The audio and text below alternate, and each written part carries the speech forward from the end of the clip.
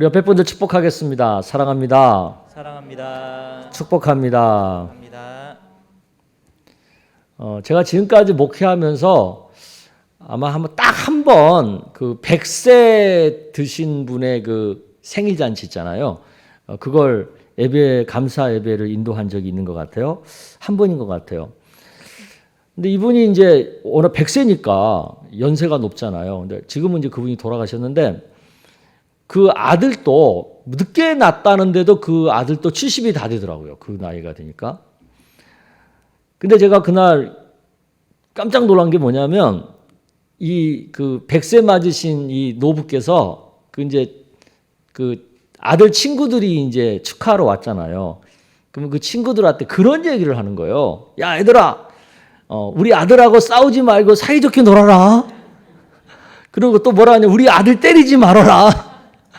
그 얘기를 하시는 거예요. 이 100세 넘으신 분이. 나 그 얘기 듣고, 야, 저 아버지 마음이라는 게 저런 건가? 부모에게 있어서 자식은 저렇게 항상 어린아이 같은 그런 마음인가? 그런 생각이 들었어요. 사실 저희 아버지도 마찬가지거든요. 저도 지금 손주까지 둔 할아버지잖아. 근데도요, 뭐 날씨가 뭐 좀 그러고 바람이 많이 불고 비가 많이 오고 그러면 지금도 저한테 전화해가지고 뭐가 어쩌고 뭐 걱정을 하시는 거예요. 그러면 저는 뭐 그걸 걱정하세요 그러지만 여전히 저희 아버님도 저를 보면 그 어린 아들 같은 그런 마음이 아직도 있는 거죠. 이게 인간의 기본 정서라는 거죠. 그런데 오늘 우리가 읽은 본문을 보면 예수님은 우리들의 이런 정서와는 좀 다른 그런 모습을 보여주고 있어요. 예수님의 제자들은 여전히 부족한 게 많거든요. 그런데도 그런 제자들한테 하나님의 나라를 맡기겠다고 지금 그러는 거거든요. 오늘 29절 30절을 여러분 한번 보세요. 시작. 내 아버지께서 나라를 내게 맡기신 것 같이 나도 너희에게 맡겨 너희로 내 나라에 있어 내 상에서 먹고 마시며 또는 보좌에 앉아 이스라엘 12지파를 다스리게 하려 하노라. 네, 여러분 하나님의 나라가 이게 그 하찮은 게 아니잖아요. 하나님의 나라가 얼마나 중요한 겁니까? 얼마나 귀하고 소중한 겁니까? 그러니까 하나님께서 하나님 자리를 비워놓고 인간의 몸을 입고 이 땅에 하나님의 나라를 세우겠다고 오신 거잖아요. 그리고 예수님이 십자가에 못 박혀서 죽기까지 돌아가신 이유가 하나님 나라 세우겠다고 그러신 거 아니에요. 그만큼 하나님의 나라는 예수님한테 중요하고 또 소중하고 귀한 거거든요. 그런데 그런 하나님의 나라를 이 제자들한테 지금 맡기겠다는 거예요. 그런데 한번 보세요. 지금 하나님의 나라가 완전하게 세워진 건가요? 아주 견고하게 지금 이 세상 가운데 딱 자리를 잡은 건가요? 아직 아니거든요. 이미 시작은 됐지만 아직 완성이 된 게 아니란 말이에요. 여전히 사탄한테 공격을 받고 있는 그런 가운데 있는 거거든요. 또 그러면 그 하나님의 나라를 지금 맡을 제자들은 지금 잘 준비되어 있나요? 이 제자들의 상태가 지금 이 하나님의 나라를 맡아서 잘 꾸려갈 정도의 어떤 힘과 능력과 뭐 어떤 실력을 지금 갖추고 있나요? 오늘 본문에 보면 그렇게 보이지도 않아요. 저런 제자들한테 저 정도밖에 지금 안 되는데 저들한테 하나님 나라 맡겨갖고 될까? 싶을 정도로 뭔가 시원찮아요, 지금 제자들이. 어떤 것들이 서툴어요? 아직 이들은 비록 예수님의 제자이긴 해도 하나님의 나라를 어떻게 살아야 되는 건지도 아직 서툰 그런 사람들이에요. 오늘 24절을 여러분 보십시오. 24절. 거기 보면 또 그들에게 그중 누가 크냐 하는 다툼이 난지라. 이게 뭐예요? 서로 높은 자리에 오르겠다. 서로 큰 자리를 차지하겠다고 지금 다투고 있는 모습 아닙니까? 이 모습은 결국 세상 나라를 사는 모습들이잖아요. 그런데 하나님의 나라를 사는 모습은 어떤 것이어야 해요? 26절에 예수님 말씀하시잖아요. 여러분 읽어보겠습니다. 시작. 너희는 그렇지 않을지니 너희 중에 큰 자는 젊은 자와 같고 다스리는 자는 섬기는 자와 같을지니라. 그래요. 하나님의 나라에 사는 법은요, 세상과 달라요. 낮은 자리를 오히려 더 찾고, 오히려 섬기는 것을, 높아지는 것보다는 낮아서 섬기는 것을 더 좋아하는 것이 하나님 나라 사는 법이거든요. 그런데 지금 제자들은 이런 하나님 나라 사는 법을 아직 잘 몰라요. 여전히 세상 나라의 원리에 빠져서 지금 살고 있는 거거든요. 그만큼 이들이 아직 미숙하고 하나님 나라를 맡기에는 뭔가 현찮은 그런 상태라는 뜻이 아니겠어요? 그렇죠? 동의하십니까? 또 그것만이 아니에요. 그럼 믿음이 좋냐? 보면 믿음도 그렇게 좋은 것 같지 않아. 34절을 여러분 읽어보세요. 시작. 이르시되 베드로야 내가 내게 말하노니 오늘 다 굴기 전에 내가 3번 나를 모른다고 부인하리라 하시니라. 이게 무슨 얘기입니까? 제자들 중에 12제자들 중에 그래도 믿음이 제일 좋다고 할 만한 수제자 베드로의 믿음 상태를 지금 말하는 거잖아요. 시험을 받게 되면 베드로도 예수님을 3번이나 부인할 정도로 아직 믿음이 견고하지 못하다. 그걸 말하고 있는 거 아닙니까? 베드로가 이 정도면 다른 제자들은 오죽하겠어요. 그런데 제자들이 지금 이렇게 모자란데, 미숙한데 이런 제자들한테 그렇게 중요하고 소중하고 귀한 하나님의 나라를 맡기겠다는 거 아닙니까? 예수님이. 우리가 이거 지금 어떻게 받아들이고 어떻게 이걸 봐야 되는 거예요? 그 예수님이 지금 뭔가 좀 정신이 나간 것 같지 않아요? 그걸 어떻게 봐야 되겠어요? 저는 되게 심각하더라고요. 도대체 예수님이 무슨 생각을 갖고 이러실까? 거기서 제가 의문점을 갖고 많이 묵상하고 제 나름대로 연구를 해본 결과 예수님이 그러신 이유를 제가 3가지로 찾았어요.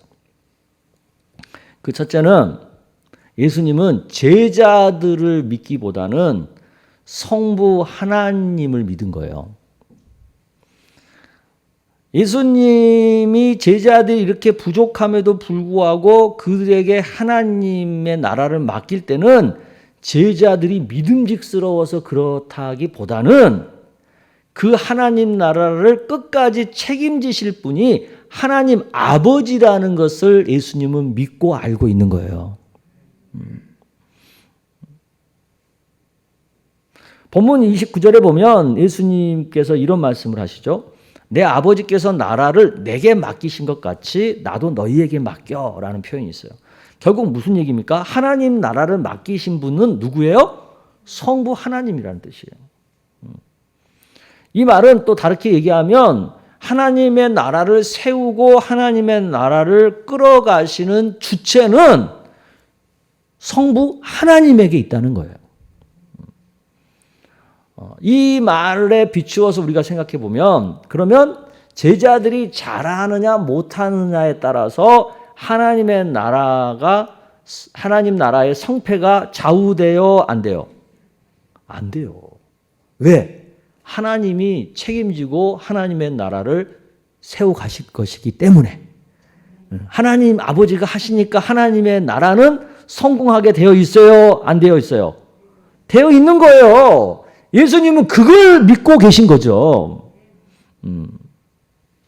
그러니까 제자들이 아직 부족해도 하나님 나라 맡길 수 있는 거예요. 근데 이런 생각을 해봐야죠. 아니, 어차피 제자들이 잘하느냐 못하느냐와 상관없이 하나님의 나라는 하나님 아버지가 끌어가실 것이 뻔한데, 그러면 굳이 왜 제자들한테 하나님의 나라를 맡긴다고 하시지? 이 질문이 떠올라야죠. 그죠? 안 떠오르세요? 다른 말로 말하면 왜 굳이 하나님은 나처럼 믿음도 편찮고 나처럼 맨날 넘어지고 나처럼 맨날 흔들리고 그런 나한테 왜 하나님의 나라를 맡기겠다고 하는 거야? 나를 믿어서 예수님이 나를 믿어서 맡긴다는 거야? 뭐야 도대체?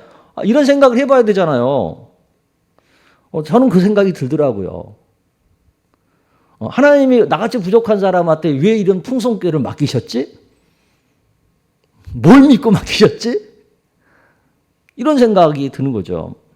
근데 제가 가만히 생각해 보니까 그것은 나에 대한 하나님의 특별한 배려더라고요. 어떤 배려?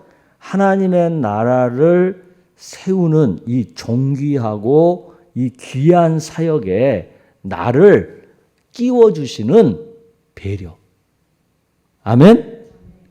우리가 하는 역할은 하나님 나라 성패에 아무런 영향을 주지 못하지만 하나님 나라를 세우는 이 존귀한 일에 내가 참여하게끔 그 영광스러운 기회를 하나님이 특별하게 주시려고 하는 배려더라는 거예요.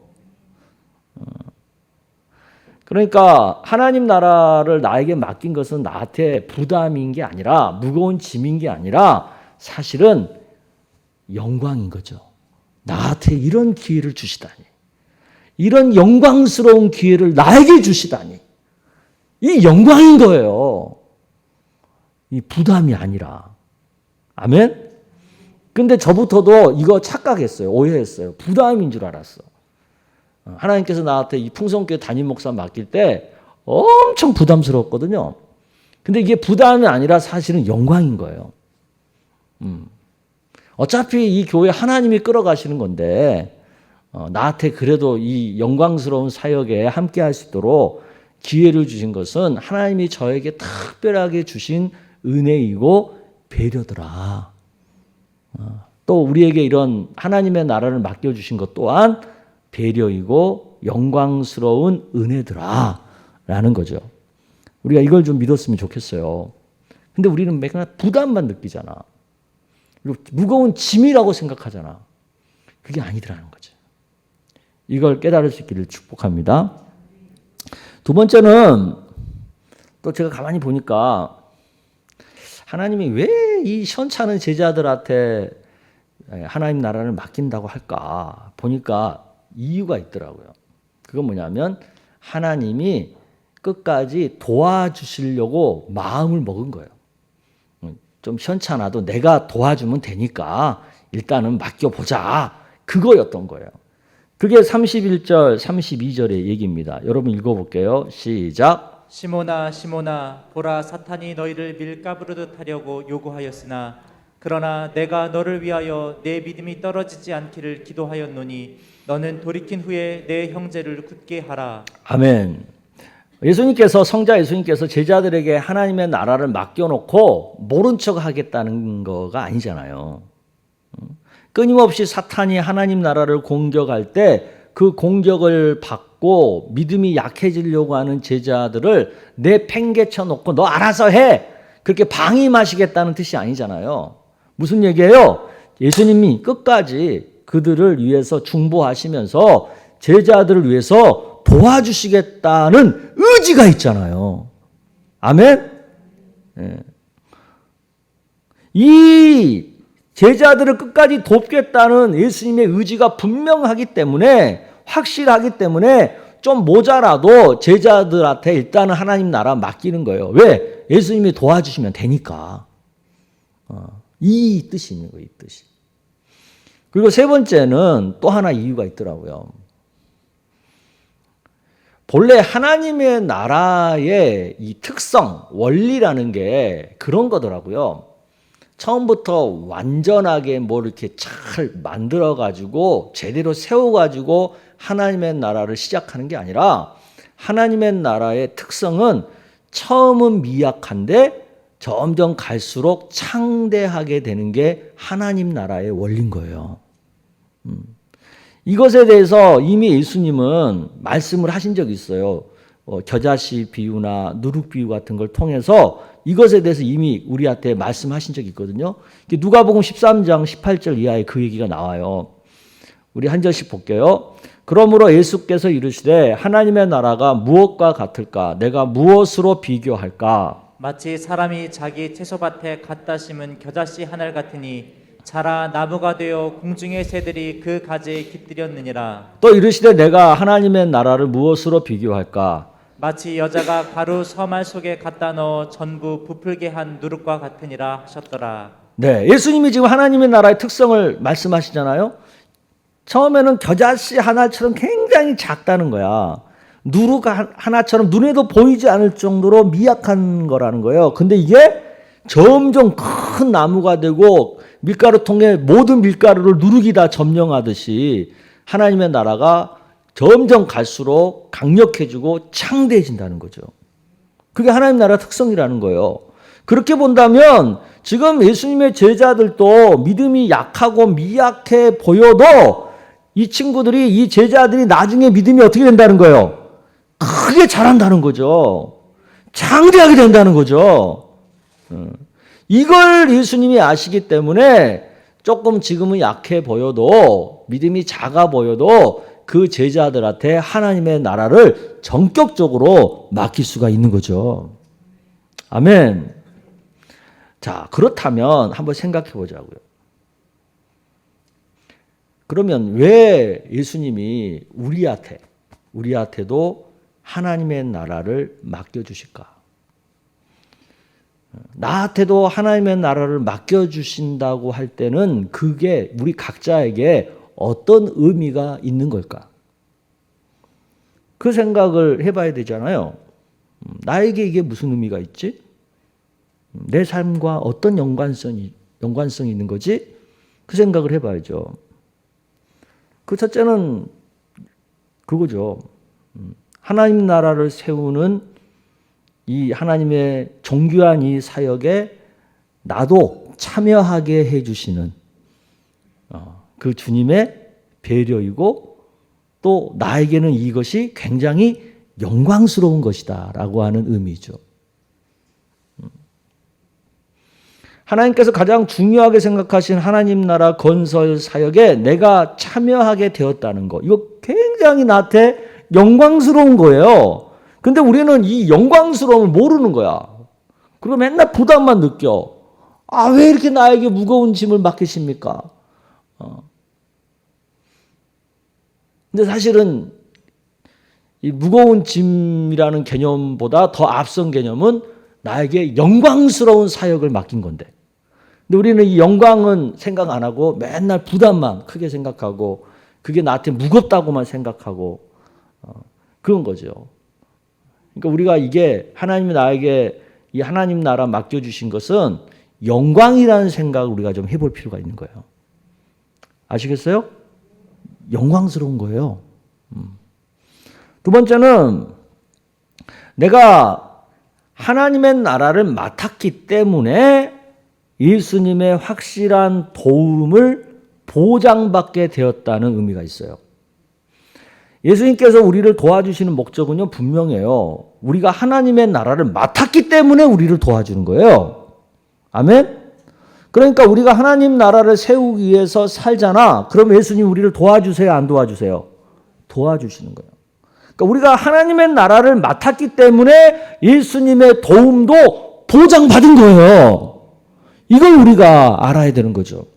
그러니까 우리가 하나님 나라를 위해서 살잖아. 그러면 예수님은 우리를 무조건 도와주시게 되어 있어요. 이걸 기억하시길 바랍니다.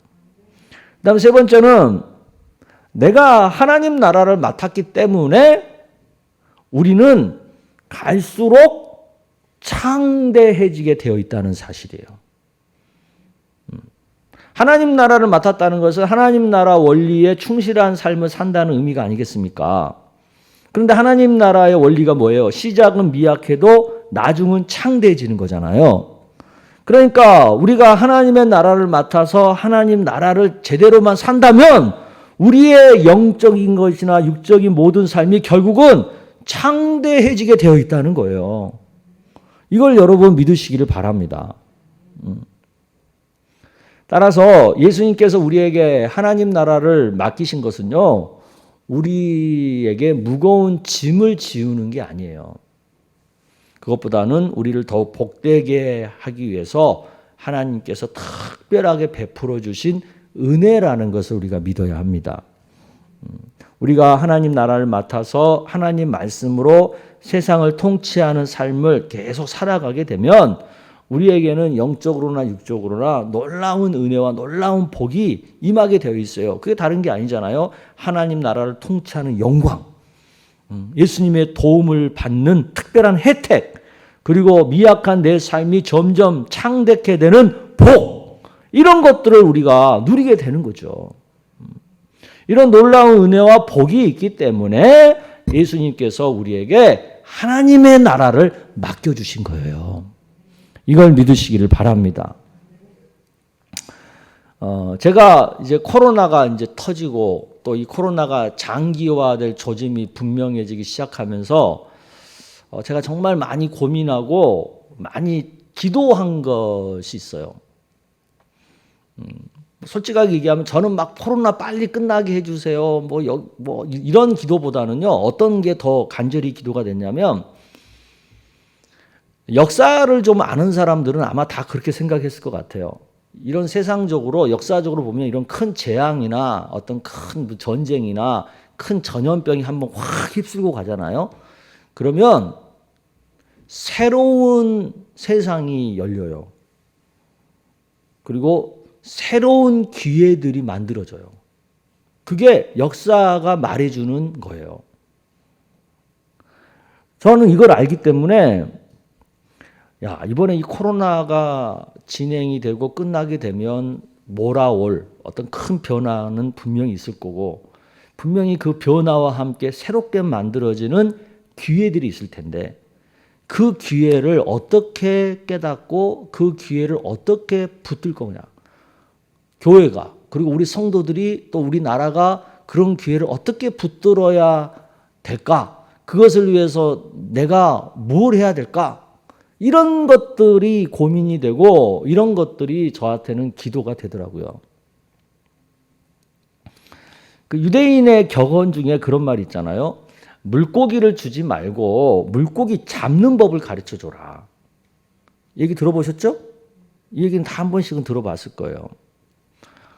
그런데 이 말을 내 삶에 적용할 줄 아는 사람들은 드물어요.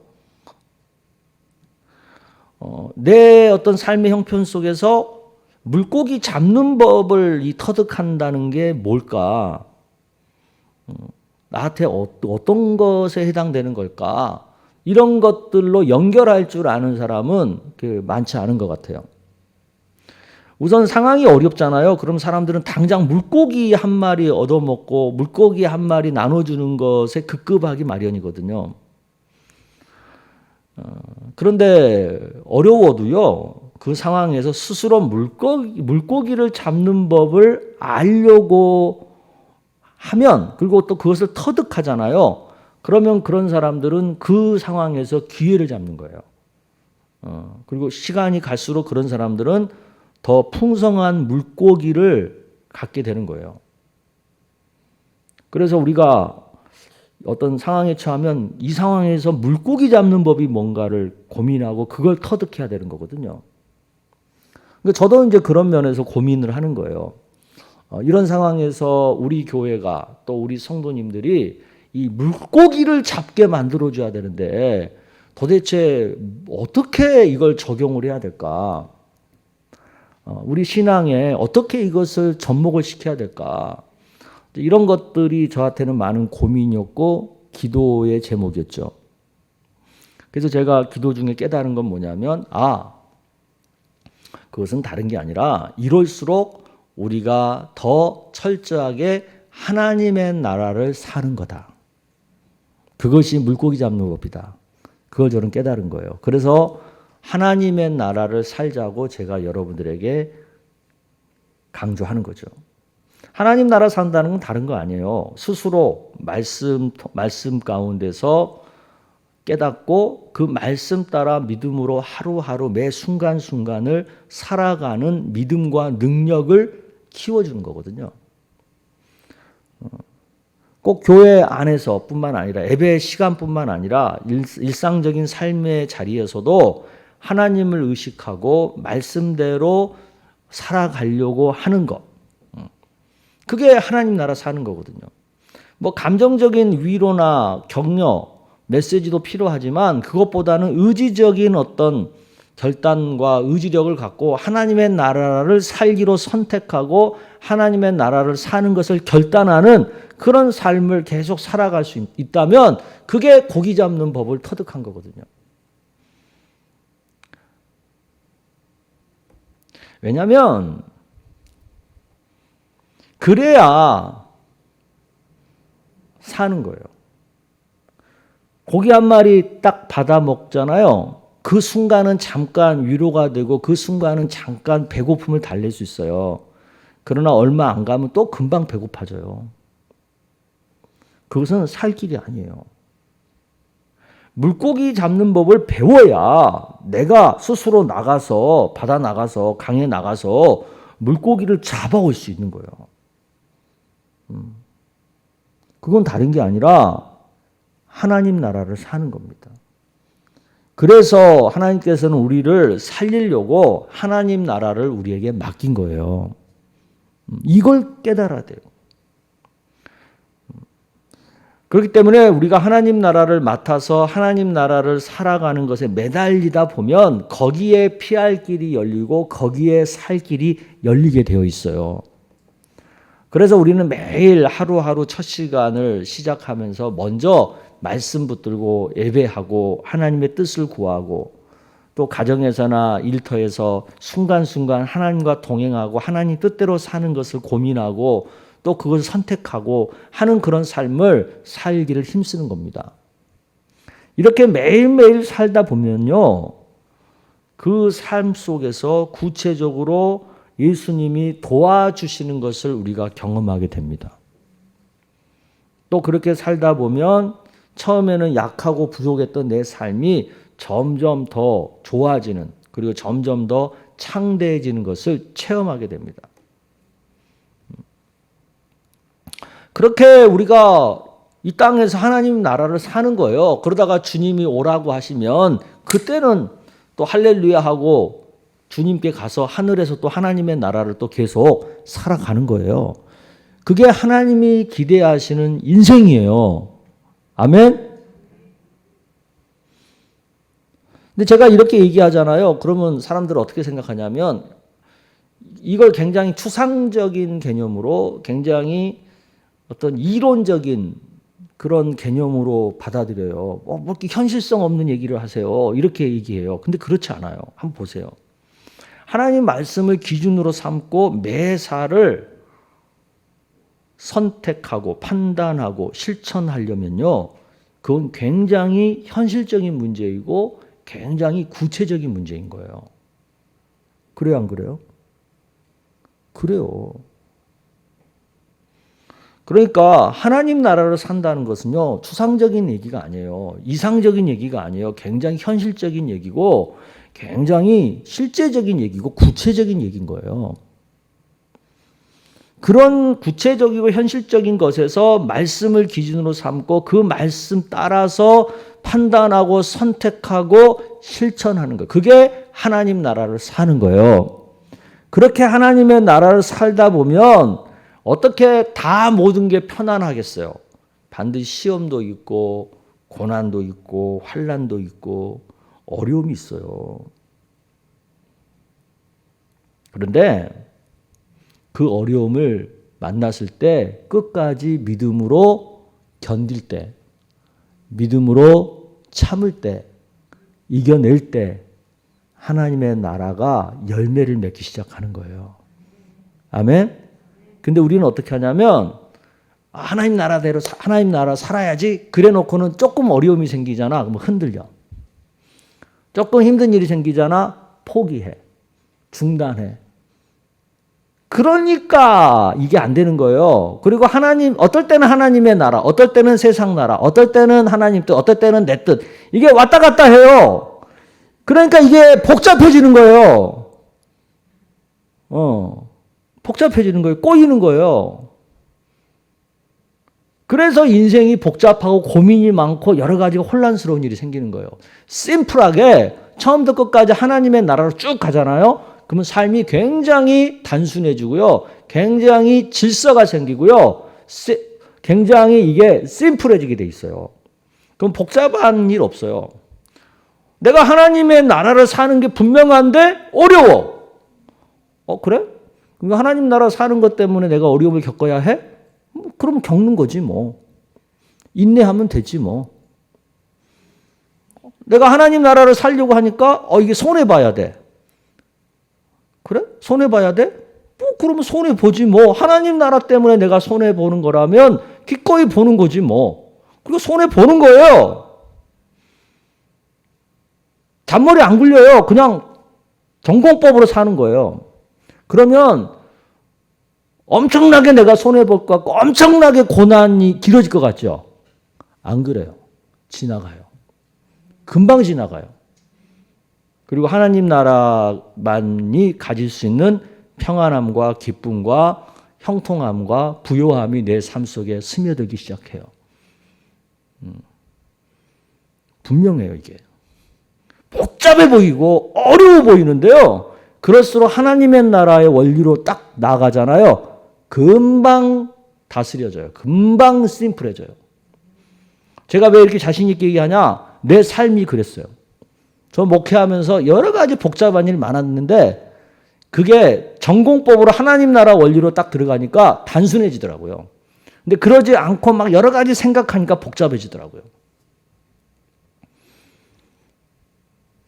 제 삶도 마찬가지고.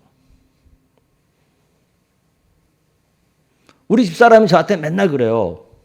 언제 한번 돈 한번 제대로 벌어와 보래.